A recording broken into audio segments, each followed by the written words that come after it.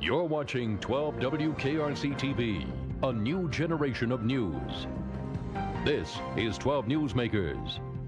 The facts in Iraq's behavior demonstrate that Saddam Hussein and his regime have made no effort to disarm as required by the international community. Indeed, the facts and Iraq's behavior show that Saddam Hussein and his regime are concealing their efforts to produce more weapons of mass destruction. On Wednesday, Secretary of State Colin Powell, using aerial photographs, radio intercepts, and information from defectors, laid out the American case for military action against Iraq. What questions remain to be addressed? Good morning. Welcome to Newsmakers. The U.S. case for war can be approached from many perspectives. Legally, has Iraq flaunted international law and agreements? Diplomatically, will North American and European powers contribute troops and money? And at the same time, will Middle Eastern Arab states tolerate our use of their bases and airspace? Militarily, do we have the ability to deploy a force powerful and nimble enough to defeat Iraqi forces quickly?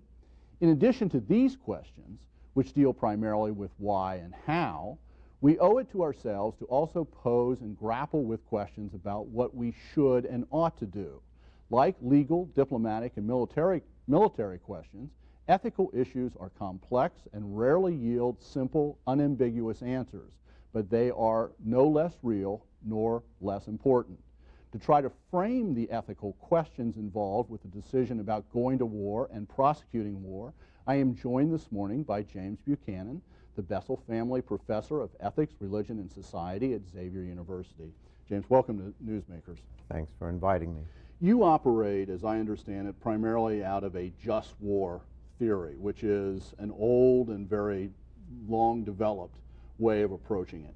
In that theory, is all war the same?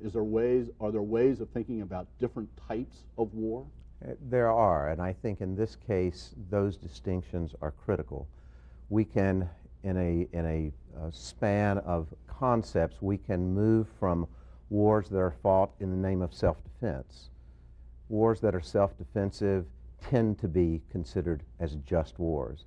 We move then to a different scale of preemptive wars. This is primarily the language that is being applied to the Iraqi situation. A preemptive war, as conceptualized within the tradition, is that the threat must be imminent and it must be determinative. It must be an immediate threat. Then we move to another category, which is preventative war. Here, the threat is more distant, it requires more foresight and requires judgment, and then the final end of the scale would be a war of pure aggression. Each of those concepts along that scale presents different kinds of questions for whether this would be a just or an unjust war. The administration, the U.S. administration, as you say, is presenting this primarily as a preventative action on our part, preventative war. Given the facts, the reality, as you understand it, is that the proper context within which to be evaluating this? Well, I'm not sure that they are presenting it as preventative. The language that Powell used... Preemptive, Preemptive. The language that Powell used was preemptive. That's a lower standard. Is the threat immediate? And if it is preventative, it's a more difficult case to make.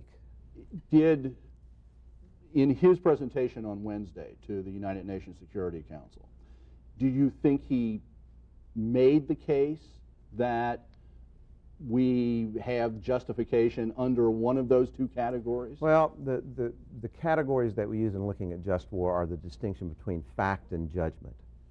His language was constantly returning to this is fact. If we indeed accept his assertions as facts, then possibly he made his case. If the facts are open to interpretation, which is what many of the critics are saying, in fact, we have to make the kind of complex moral judgments to which you've referred a moment ago. Okay, so if in fact, if Iraq has weapons of mass destruction chemical, biological, or nuclear. Does their possession of those weapons, does that justify a either preemptive or a preventative strike by the United States? In and of itself, it probably would not. Why? Because we have other international actors who also possess those weapons, and yet they do not seem to pose the same kind of preeminent threat that we contend that Iraq does. So the questions are, as we would lay them out in a just war theory, would be a series of things. First of all, is this the last resort? Do we have other options here? And is the last resort, does war have to be a last resort? War in a just war theory has to be a last resort. One has to have exhausted every other opportunity and every other avenue. Secondly, is the war waged by a legitimate authority? This is exactly the question that is being asked. Can the U.S. act as a unilateral actor? Does it need another resolution from the United Nations? Do we need to act in accordance with some kind of international consensus? Third would be a just war has to be fought to redress a wrong that has been suffered. This is where it becomes complicated, because in a war that is preventative, you now have to make the more difficult case that a wrong has not been suffered but will be suffered. Even if they possess nuclear weapons, can we make the case that a wrong will be suffered? Can the United States or some coalition sanctioned by a larger body, in this case the UN, strike at Iraq justifiably if the threat is not to the United States but to Israel? Well, this then becomes the complicated issue of partnerships and international partnerships, and again it goes back to consensus. We do act out of long-standing partnership with Israel on a weekly basis. Would that constitute the preeminence that we need to make this move from the category of preventative to the category of preemptive? Again, very complicated question, and one to which we don't have a simple answer at this point. One of the things that factors that the United States has made a great deal about in the last years, in the last few months, is the person of Saddam Hussein himself. He is, in the language of the administration, evil. He is a person who cannot be trusted, who can be expected to use the weapons that he supposedly has. And the comparison is frequently made, look what happened when we didn't act against Hitler. Can the evilness, how do you evaluate the importance and the significance of the evilness of a leader? Well, I mean, the issue there becomes very complex because what do we mean by evil, and who gets to determine the categories of evil? And while we would all admit that Saddam Hussein is a madman, that he has engaged in activities that would fall easily under the categories of evil relative to the Kurds and relative to other invasions and whatnot. The point is, we didn't get involved when he perpetrated those acts of evil. We only now intend to get involved when our self-interest is involved. So again, the ethical question would be, what categories and what criteria of self-interest are sufficient to warrant the extreme action of war as opposed to all of the other less extreme options available to us? Can you contain a madman as opposed to deposing him? The administration says the theory of containment is a false theory, that people who want to argue that we can continue to contain him over a long period of time just because it's worked for a while are being foolish and short-sighted. Well, and this brings us to another category of the just war theory. A just war has to have a reasonable chance of success. What would constitute success here? Regime change, is that significant? Or do we have to worry about the potential Pandora's box that we open relative to the Muslim world, relative to the Mideast, that would mean that containment is not just containment of Saddam Hussein. Containment becomes containment of the range of terrorists and those who become inflamed because of this action. So containment becomes not just a simple problem of Saddam Hussein, but it becomes a problem of an entire faction who is increasingly militant against U.S. interests. So containing Saddam may have the other effect of spreading and decontaining the hatred. Or maybe containing Saddam does not have the same inflammatory potential as deposing Saddam. Okay. One of the other things, about 10 days ago, CBS Network said that they had gotten reports that the initial battle plan was that in a 24-hour period, something like 600 cruise missiles and smart bombs dropped from high altitude would be unleashed on Baghdad and the area, and you know, it's going to look even more dramatic than the beginning of the war, the Gulf War in '91. And the purpose of that was to strike fear into the hearts of the population and of the army, and to spirit them. Is that, if we go to war, then we get to a question of means. Is something like that a legitimate means? A massive strike right at the beginning? And again, one of the questions that would be asked under just war theory is, are we able, with the weapons that we will be using, are we able to distinguish between combatants and non-combatants? War has become a very problematic issue because wars aren't fought on battlefields per se anymore. They're fought in cities. This one will be fought door to door. The ability to distinguish between the combatants and the non-combatants will be increasingly difficult. Our bombs can't be that smart.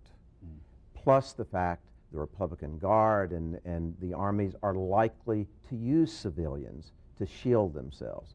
So again, that cycles back to the problem of, if there are massive civilian casualties, the same civilians who are the victims of Saddam Hussein, who supposedly we are going to liberate, is this a contradiction in terms of what we're hoping to accomplish, number one? And number two, does it add to that inflammatory potential relative to the rest of the Muslim world?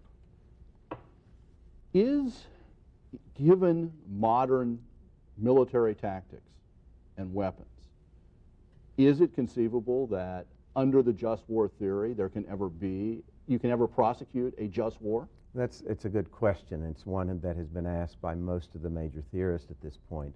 Certainly, if one looks at technologies such as nuclear technologies, there's no conceivable way that a nuclear war could be a just war because of the residual impacts of any type of nuclear attack.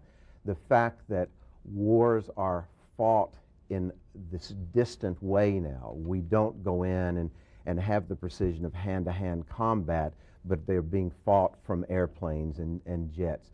The fact that we as a country will only have the information and the images that are filtered through the Pentagon. So how are we to even judge the moral weight of what we're doing when the information flows are so controlled? The Gulf War being the best example of that, where war begins to look like a video game more than the bloodbath that it looked like with Vietnam. And we will be assured we won't get that. So can we fight a war that would be a just war? Will they be proportional? Proportionality is another key criteria here. We are so overwhelmingly more powerful than Iraq. Can any consideration of proportionality really be in play here?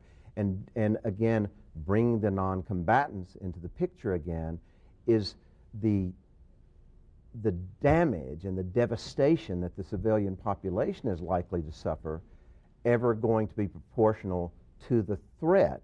And again, it's the prospective threat that we suffer at the hands of Saddam Hussein. Unfortunately, I'm out of time, but there are a series of sessions that are going to take place, including Wednesday night at Xavier University, on the 19th at the seminary out in Mount Washington, on the whole issues of morality in the war, and we certainly encourage people to continue to pursue these questions. Right. Thank you for being here this morning. Thank you, Dan. Stay tuned. After the break, the executive director of the National Coalition for the Homeless, a Cincinnati man who experienced homelessness personally.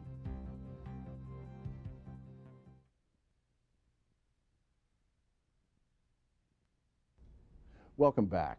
Homelessness remains one of the nagging issues facing American society. Representatives Julia Carson of Indiana and John Conyers of Michigan have introduced new legislation designed to end homelessness. The Bringing America Home Act proposes strengthening federal housing programs, including the creation of a national housing trust fund. The proposed bill also seeks increased commitment to affordable health care, as well as steps to protect day laborers and other low-income workers. To talk about homelessness, the proposed legislation, and a very special personal initiative, I am joined by Donald Whitehead, the Executive Director of the National Coalition for the Homeless, which is headquartered in Washington. Donald, who was homeless himself over a 5-year period, used the Cincinnati Homeless Coalition as a base to create programs that have become national models. He is joined this morning by Joel Davis, a Cincinnati-based musician who has performed with artists from Anita Baker to Stevie Wonder, written songs for Natalie Cole, and now heads Soul Recordings. Welcome to Newsmakers. Donald, in your case, welcome back. Well, thank you, Dan. It's very good to see you back here from Washington. This new legislation, it says that it is designed to end homelessness. Exactly. Is this realistic? I think it's very realistic. I think the only issue we have at this point is that we have to convince Congress that it's realistic. Most of the measures that have happened over the last 20 or so years to address homelessness have been very targeted programs that don't really get to the systemic issues that actually cause homelessness. And I think that this bill is a first attempt to really comprehensively address the issue. In the sense that it's addressing housing, it's addressing health care, it's addressing wages, it's addressing all sorts of things. Exactly. In that sense. Exactly. And what has happened is that the connection between poverty and homelessness has not really happened. And the way it's been treated on the federal level is that the moral behaviors of people have been what has been targeted by the federal government, and there's been these programs to deal with people's substance abuse issues and people's mental health issues, and studies have shown that this is a very small portion of the population. But to truly end homelessness, it's actually happened once in history, the New Deal. The New Deal had all of the same components that this bill has, but we are presenting what we think is a modern version of the New Deal. And that's the only thing that can really end homelessness. We're not really satisfied with waiting 10 years for people to get out of homelessness. I can't go up to a shelter and look at a child, and a third of the population is children, and say that you have to wait 10 years to get what you need to end it. Realistically, on Thursday of last week, there was an article in the New York Times saying that the Bush administration is now going to make it more difficult for families to qualify for even things like the free lunch program. Right. Given the attitude of the current administration, what does that say about the possibilities of getting done what you're suggesting? Well, it's definitely, and realistically, it's an uphill battle. We're faced with a Congress that is very conservative, that thinks people should pull themselves up by their bootstraps. But I think what we've seen in the past, what we saw just last year with the National Affordable Housing Trust Fund, which now has over 200 co-sponsors, it's about to be reintroduced, is that when people at the grassroots level get involved, the one thing that you can sway Congress with is votes. If people are worried about if they're going to be reelected or not, they'll switch their position on the issue very quickly. And we think that by involving the grassroots network in this country, people that are really concerned about this issue, and we've seen there has been a growing interest about, why are there people still on the streets after 20 years of doing things? I want to switch gears because I'm aware of time. Sure. And switch from this global national issue to a very personal issue for you. Sure.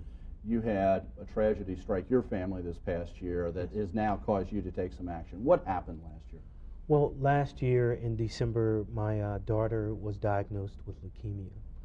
It was a hybrid form of leukemia that was actually the juvenile and youth version of the disease.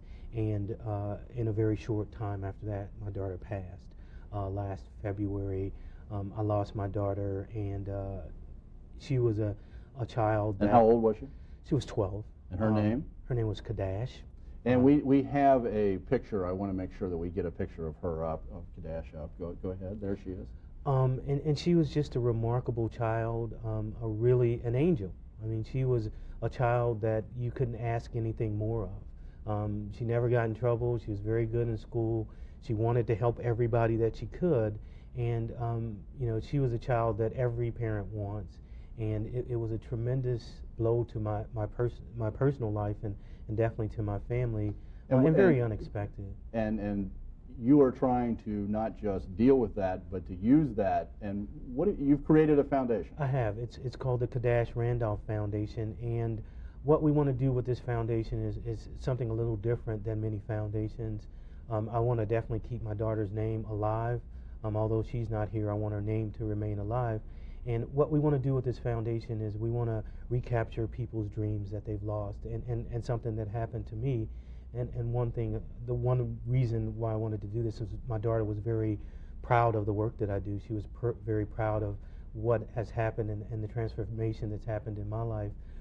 So we want to give other families the opportunity to reach their dreams. And we want to do it in a way that's different. We don't want to do it through an organization. We don't want to do it through any other social service program. We want to give donations and scholarships directly to individuals so they can achieve their dreams. Okay, I want to let people know we'll be putting up where they can contact this foundation or make a contribution to this foundation in a few minutes.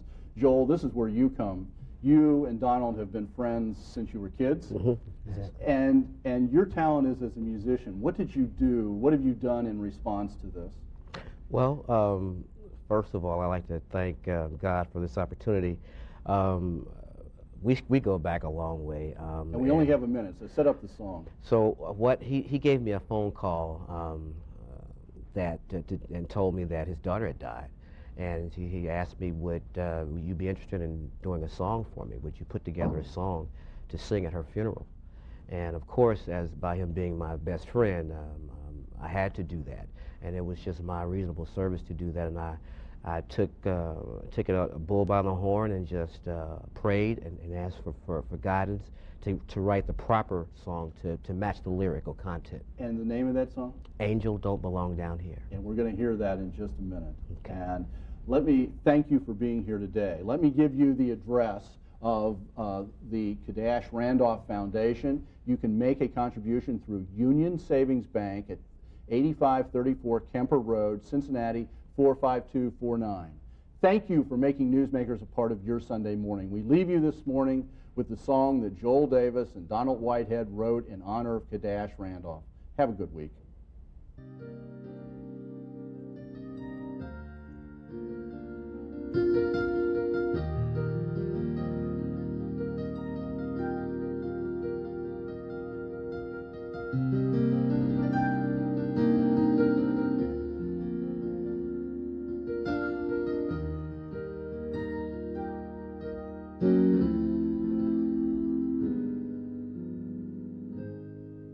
Your brown eyes were so beautiful, and your heart so full of love. I know you're living with God up above, feeling no more pain, just His love. Father God, tell me why, why you had to take her home, and why my precious baby girl had to leave me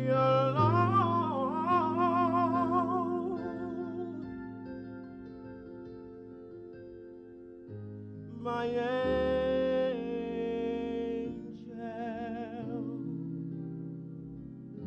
angel don't belong down here, my angel